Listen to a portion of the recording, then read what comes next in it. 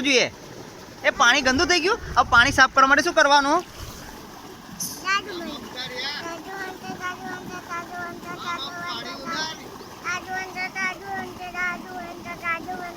અરે ચોખ્ખું થઈ ગયું પાણી. શું વાત છે?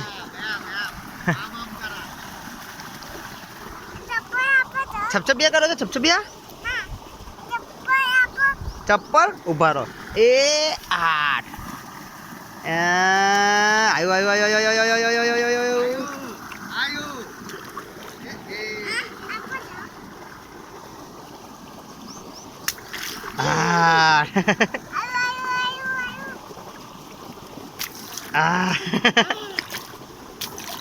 બસ લાવો.